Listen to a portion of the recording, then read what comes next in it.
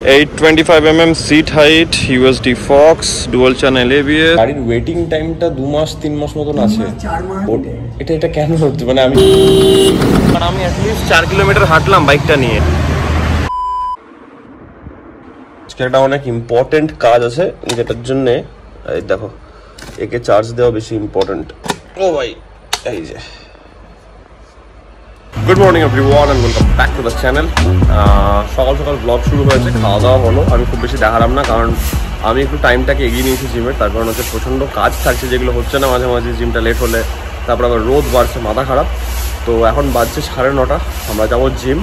And আজকে অনেক কাজ আছে, তার মধ্যে প্রাইমারি কাজ হচ্ছে আগে আমাদের ওয়ার্কআউটটা কমপ্লিট করা আছে। ব্যাক আছে, ব্যাকটা কমপ্লিট করি, যাই ওয়ার্কআউটটা দেখো, এনজয় করো, তারপর সব কথা হচ্ছে ভালো করে। গাড়ি কোল্ড স্টার্ট হয়ে গেছে, চলো বেরোবো এবার।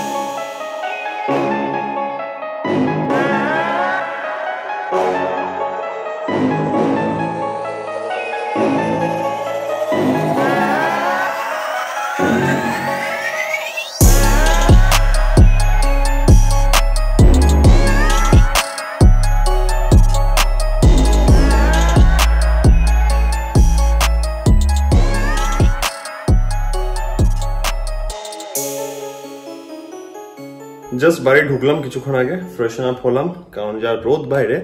তো এটা ছিল আজকের সেশন আমাদের। অ্যান্ড আমি একটা স্টোরি দিয়েছিলাম কাল পরশুর দিকে যে একটু প্রোগ্রামে আমি চেঞ্জ করেছেন, কিছু নতুন প্রোটোকল অনুযায়ী ট্রেন করছি।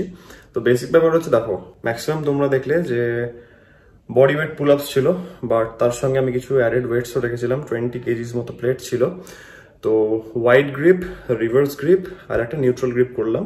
তো এখানটাতে টেকনিক্যালি আমাদের ল্যাট পুল ডাউনের ভেরিয়েশনগুলো হয়ে যাচ্ছে। এবার এই ভেরিয়েশনটা এই জন্যই আনা যাতে বডিটা শক খাই। তাহলে এটার অ্যাডভান্টেজ দুটো থাকছে। এক হচ্ছে কোনো রকমভাবেই তোমার ফর্ম খারাপ হচ্ছে না কারণ তুমি পুরোটা উঠছো অ্যান্ড স্লো নামছো, তাহলে তোমার ম্যাক্সিমাম কি বলবো ইন্টেন্সিটিটা মেনটেন থাকছে বেসিক্যালি। তো অনেক সময় কি হয় যে আমাদের একই টাইপের করতে করতে একটা বডি হ্যাবিচুয়েটেড হয়ে যায়, বডিতে জানে হ্যাঁ আচ্ছা এটা করবে ওটা করবে, I am ready for it, সেটা তুমি যত বেটেই যাও। তো এটা কাইন্ড অফ একটা বডিকে পুশ করা হচ্ছে। ডেফিনেটলি আমি এটা এই প্রোটোকলটা ফলো করছি আজ 2 সপ্তাহ হলো। তো রেজাল্টটা আমি খুব বেটার পাচ্ছি। তো উইথ টাইম আমি তোমাদেরকে আপডেট করতে থাকবো। ডেফিনেটলি তোমরাও ট্রাই করতে পারো। আমি করেছি হচ্ছে রেগুলার পুল আপস মানে ওয়াইড গ্রিপ, ওই যেখান থেকে অ্যাঙ্গেলটা স্টার্ট হচ্ছে তার জাস্ট জাংশনটাতে ধরে, ওটা করেছি আমি 6টা সেট। তারপরে ছিল আমার নিউট্রাল গ্রিপ আর রিভার্স গ্রিপ, ওটা ছিল 3টে সেট করে। অ্যান্ড আমি প্রচন্ড ঘামছি, তার কারণ হচ্ছে আমি এখনই স্নান করলাম অ্যান্ড ফ্যান অফ, যেটার জন্য আমাকে বেসিক্যালি মাইক্রোফোনটা কিনতে হবে পরে, কেনার শেষ নেই ভাই। তো যার মেন ব্যাপার যেটা সেটা হচ্ছে গিয়ে অনেকদিন থেকে তো ভাবছিলাম যে গাড়ি নিয়ে তো কথাবার্তা চলছে, তো ফাইনালি আমরা টেস্ট রাইড শুরু করছি।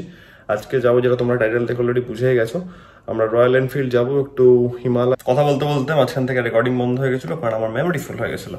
তো যাই হোক, যেটা মেন ব্যাপার সেটা হচ্ছে গিয়ে আজকে ফাইনালি আমাদের সময় হয়েছে, মানে যাবো করে যাওয়া হচ্ছিল না, যেহেতু আমরা ভাবছি যে গাড়ি কিনবো, একটা বাইক নেবো।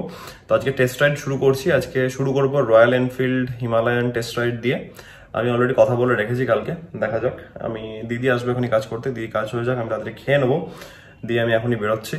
তো দেখা যাক কেমন লাগছে, লুক অ্যান্ড ফিল নেবো গাড়িটার, কথাবার্তা বলবো একটু যে ওয়েটিং পিরিয়ড হ্যান ত্যান কি আছে না আছে। ওটা তো ওভার দ্য ফোন কথা হয়েছিল, সামনাসামনি কথা হলে আই থিঙ্ক বেটার হবে। যদি আমি একবার জিজ্ঞেস করে নেবো যে ক্যামেরা করতে দেয় তাহলে আমি রেকর্ড করবো ওই জিনিসটা। এবার অনেক ব্যাপার থাকে, কেউ করতে দেয় কেউ করতে দেয় না, বাট যাই হোক তোমাদেরকে একদম ডিরেক্টলি যার সঙ্গে কথা বলছি তার কথা শোনানো হবে। ঠিক আছে, হচ্ছে ব্যাপার। আপাতত আমি খাওয়াটা একটু রেডি করি, দিদি আসুক, কাজ করুক, অ্যান্ড দেন আমাদেরকে বেরোতে হবে। বেসিক্যালি একদম রেস্ট হচ্ছে না, একদম ছোটাছুটি চলছে। তো বাইকটা তো লাগবে, এবার না টেস্ট রাইড করলে তো হবে না। যাই হোক, তো আজকে এটা দিয়ে শুরু হচ্ছে, তারপরে আমরা দেখছি যাচ্ছি অ্যাটলিস্ট। এরপরে আমি ভাবছি ট্রায়াম্ফ যাবো। তো দেখা যাক, আজকে অবভিয়াসলি হবে না, তো ওটা নেক্সট দিনের জন্য রাখবো, কারণ অলরেডি খুব টাইট স্কেডিউলের মধ্যে দিয়ে আমরা যাচ্ছি। তো ঠিক আছে, চলো। দিদি কাজ করে গেল অ্যান্ড আমি খেয়ে দিয়ে সব জিনিসপত্র নিয়ে রেডি, এবার বেরোবো। তো যাবো হচ্ছে আমরা রয়্যাল এনফিল্ড অ্যান্ড গিয়ে দেখা যাক কেমন এক্সপিরিয়েন্স হয় আমাদের। তো লেটস সি, ফিঙ্গার ক্রসড। আমার গ্লাভসের কন্ডিশন দেখো, এটা হয়েছে কালকে বেসিক্যালি, মানে উঠে চলে এসেছিলো, আমি এটাকে খুলে রেখেছি। এটাকে লাগানো যাবে, স্টিচ করতে হবে, মুচির দোকানে নিয়ে গেলে আই থিঙ্ক স্টিচ করে দেবে।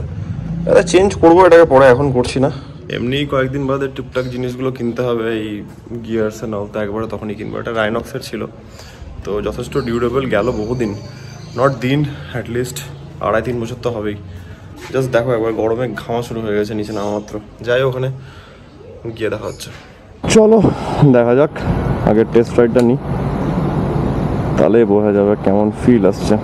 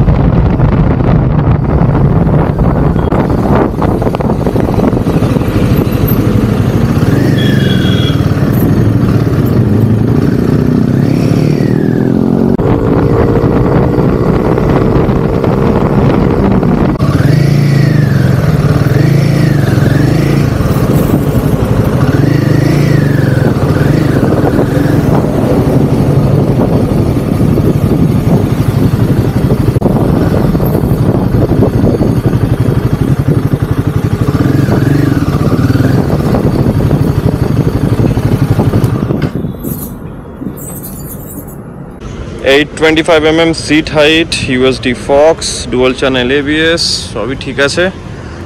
ইনিশিয়াল এক্সপিরিয়েন্স ওয়াজ লাইক, যখন গাড়িটাকে আমি তুলছি তখন একটু হেভি লাগলো, কারণ গাড়িটা যথেষ্ট হেভি আছে, সাইড স্ট্যান্ড থেকে তোলার সময় ওটা ফিল হচ্ছে।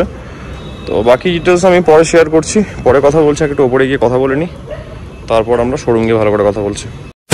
আমি যখন ফোন করেছিলাম, সপ্তাহ 2-1 আগে ফোন করেছিলাম, তো আপনারা যেটা ইনফরমেশন দিলেন যে গাড়ির ওয়েটিং টাইমটা 2 মাস 3 মাস মতন আছে, 4 মাস, মানে এটা কেন হচ্ছে? মানে আমি যদি প্রোডাকশন নেই, মানে দেখুন রয়্যাল এনফিল্ড হিরো বাজাজের মতো গাড়ি বানিয়ে মাঠে রেখে দেয়, হ্যাঁ, কিন্তু ডেট স্টক করে রেখেছে, তারপর এজিং স্টক, মানে যেটা যেটা ফ্রেশ পাওয়া যাচ্ছে, ফ্রেশ মানে আপনি অর্ডার করবেন, তারপর হয়তো ম্যানুফ্যাকচারিং হবে, আপনি বুকিং করবেন, এই বুকিং অ্যামাউন্ট যেটা দিচ্ছেন, বুকিং অ্যামাউন্ট কত থাকছে ওটা? 10,000। আচ্ছা, ওটাই বের মিনিমাম। আদিত্য মোটরে দিচ্ছেন, হ্যাঁ, আপনার বুকিং অনলাইন হবে, পারচেজ অর্ডার তামিলনাড়ু ফ্যাক্টরিতে ক্রিয়েট হবে, তারপর গাড়ি প্রোডাকশন হবে। গাড়ি বানিয়ে রাখলে যেরকম অর্ডার উঠবে তবে প্রোডাকশন করবে, বানিয়ে রেখে দেবে না, তাহলে তো এজিং স্টক হয়ে যাবে, পুরোনো গাড়ি হয়ে যাবে, তাই না? এরকম ভাবে করবে। এবার আমরা যেরকম বুকিং আমার থাকবে আমি সেই অনুযায়ী গাড়ি পাবো। ধরুন সারা মাসে একটাও হিমালয়ান বুকিং হলো না, তাহলে একটাও হিমালয়ান পাবো না, আমি টাকা দিলেও পাবো না।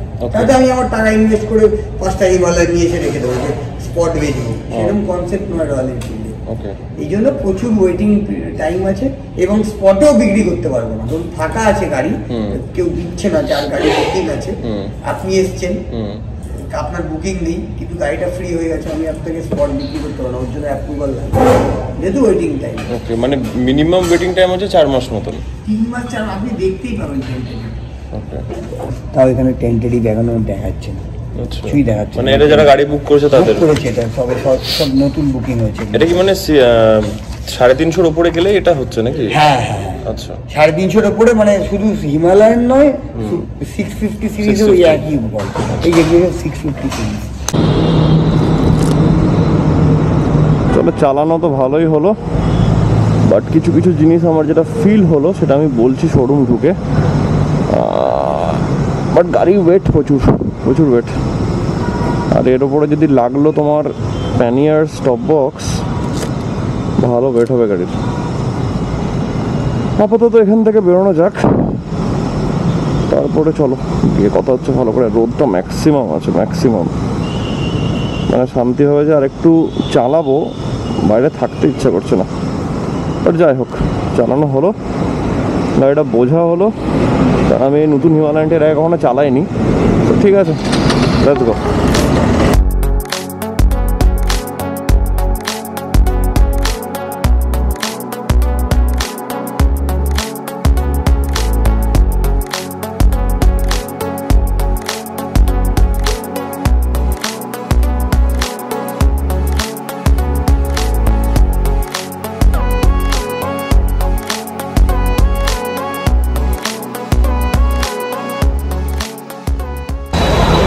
তোমরা দেখে বুঝতে পারলে কিনা জানি না, মাঝখানে একবার যখন গান চলছিল আমি বাইক চালাচ্ছিলাম, মানে বেসিক্যালি তোমরা যখন দেখছিলে ওটা, একবার গাড়ি বন্ধ হয়েছিল। ওই ক্লিপটা আমি এখন দিয়ে দিচ্ছি।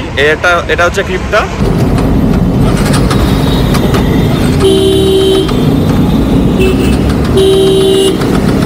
গাড়িটা বন্ধ হলো, তখন আলাম কি হলো, ঠিক আছে চলে আসবে। তখন এটা হয়েছিল অভিষেকটা, মানে ডুবি ঢোকার আগে। আলাম কোনো ব্যাপার নাই, ঠিক আছে চলে যাই। মাঝখানে 3 বার বন্ধ হয়েছে। লাস্ট টাইম চিংড়িঘাটা ঢোকার সময় তো আবার বন্ধ হয়েছে, যেখানে আমি ফাইনালি বন্ধ করলাম, ইনস্টাটা বন্ধ করলাম যেখানে আমি। আজকে তো শোরুম বন্ধ করতে হলো, কিছু করার নেই, ওয়্যার হাউস খোলা থাকবে। আমি অলরেডি নোটিফাই করে দিয়েছি হোয়াটসঅ্যাপে, যতজন দেখতে পাচ্ছে, যত কন্ট্যাক্টস আছে সবাইকে, সব কাস্টমারদের কাছে মেসেজ গেছে, কিচ্ছু করার নেই, আমি আজকে যেতে পারবো না। এই হচ্ছে ব্যাপার। ওয়্যার হাউস খোলা থাকছে, তাই জন্যে যাদের যাদের ডেলিভারি আজকে থাকছে তারা সবাই ডেলিভারি পেয়ে যাবে। ডেফিনেটলি এই ব্লগটা আসছে একদিন বাদে, তো অলরেডি সবাই ডেলিভারি পেয়ে যাবে, প্রবলেম নাই। বাট এই আজকে একটা আনফর্চুনেট ইনসিডেন্টের জন্য আজকে আমাদেরকে শোরুমটা বন্ধ রাখতে হলো, কিছু করার নেই। কারণ আমাকে এখন এটাকে ঠিক করতে নিয়ে যেতে হবে, কারণ বাইকের ওপরে ম্যাক্সিমাম কাজ।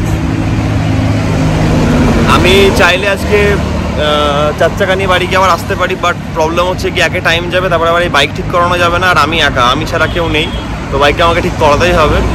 তো আমি কথাও বললাম, তো ছেলেটা এখন নেই, ও মাল কিনতে গেছে ওই কামালগাছির দিকে, ও আসছে ঘন্টাখানেকের দিকে। এখন বাজছে প্রায় 3:30 পৌনে 4টে বাজছে। তো এখান থেকে যাব, বাড়ি যাব।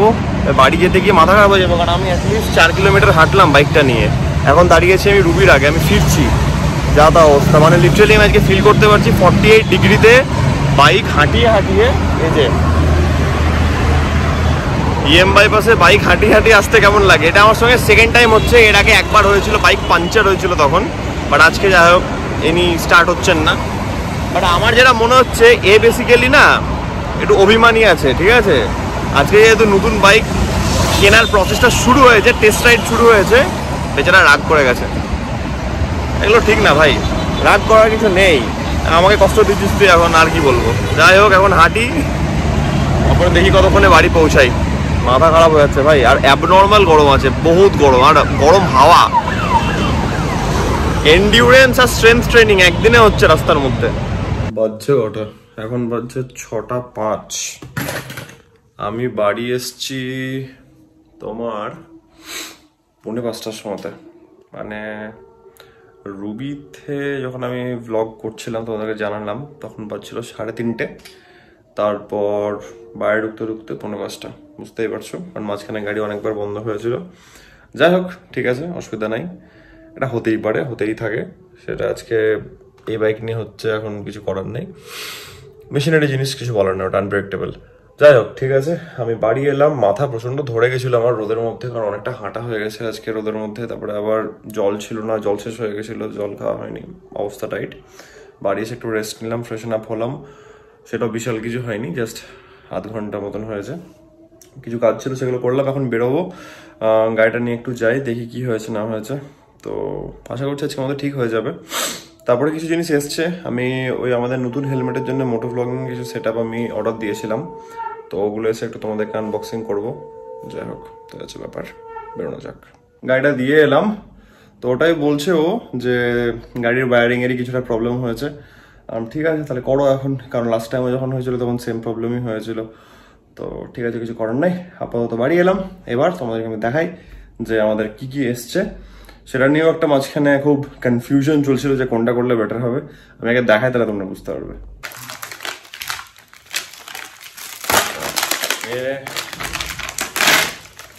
ঠিক আছে, এবার ফোনটা হচ্ছে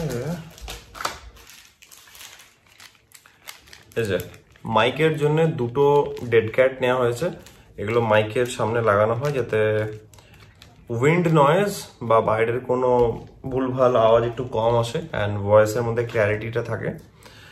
আমি মাউন্ট নিয়ে একটু কনফিউজ ছিলাম যে কোন মাউন্টটা ইউজ করা বেটার হবে। তো সেটার জন্য আমরা কি করেছি, আমরা প্রথমে একটা অর্ডার দিয়েছিলাম আমি, যেটা অলরেডি আমার একটা হেলমেটে লাগানো আছে, সেটা হচ্ছে এই অ্যাকশন প্রো এই মাউন্টটা।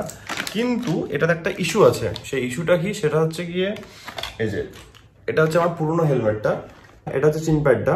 এবার এখানটাতে ব্লেড দিয়ে একটা চিরতে হচ্ছে হালকা করে, এবার তারপরে ওটা দিয়ে ঢুকিয়ে করতে হচ্ছে। নতুন হেলমেটটাতে ফ্র্যাঙ্কলি স্পিকিং আমার ওটা করতে বুকে লাগছে, আমি ওই চিরাচিরি করতে চাইছি না।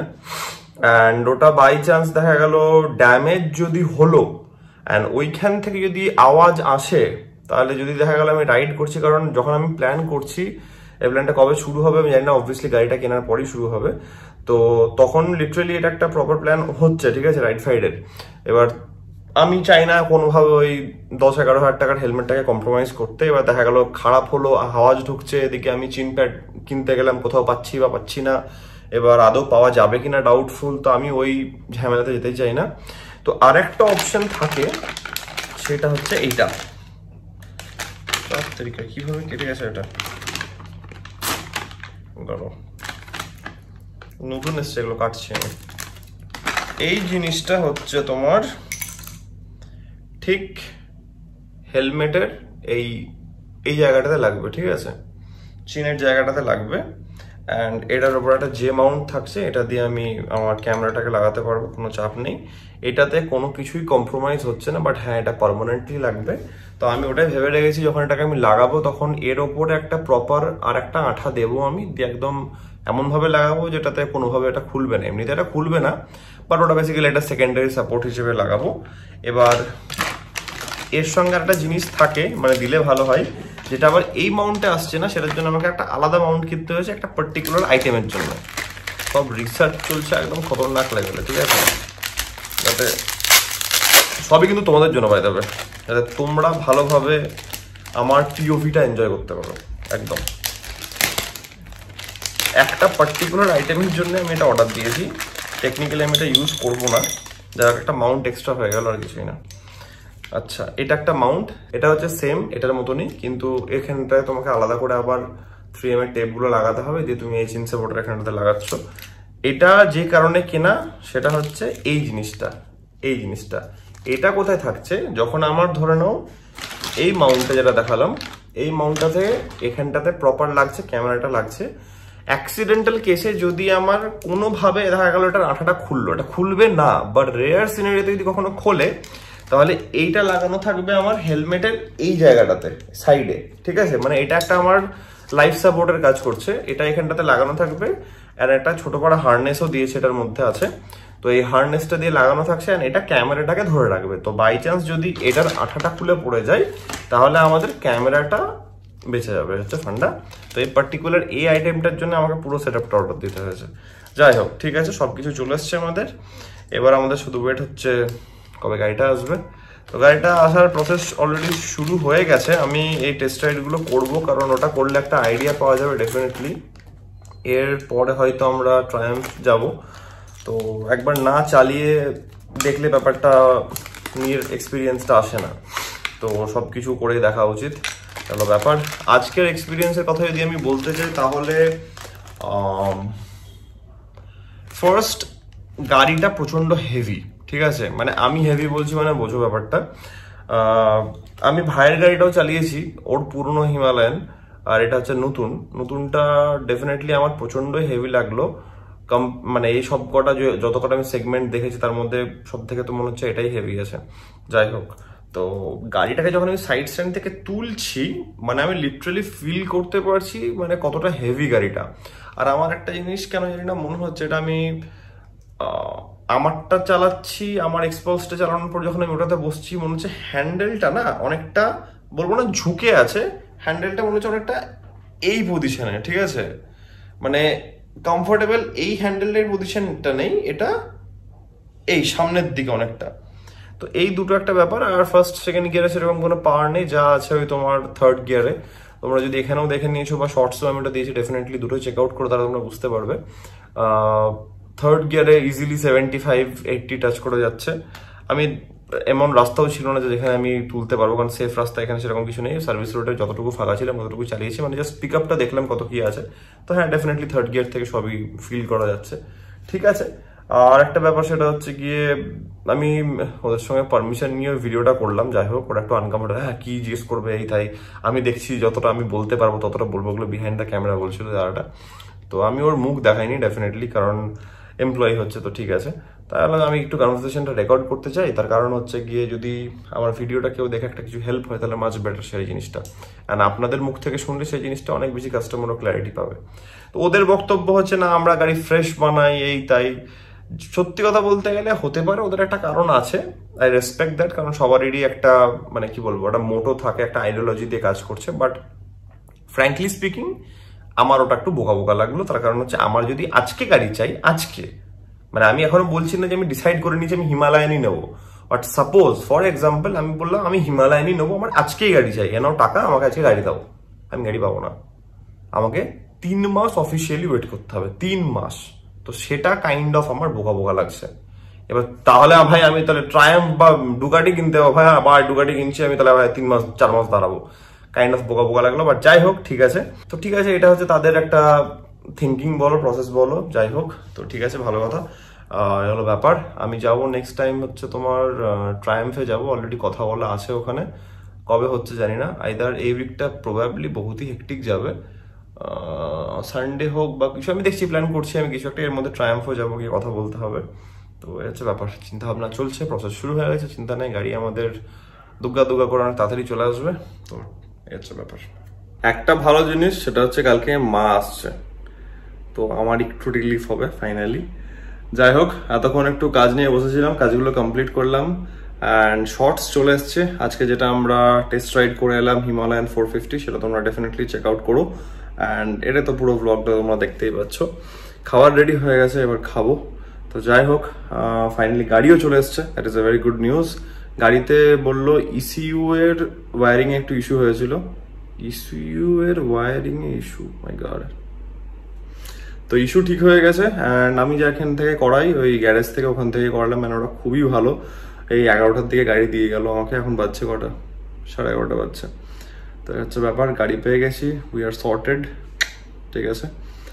তো একটা জিনিস আমি অনেকদিন থেকে বলবো করছি, আমি প্রথম দিন বলিনি 1K আমাদের ক্রস হয়ে গেছে।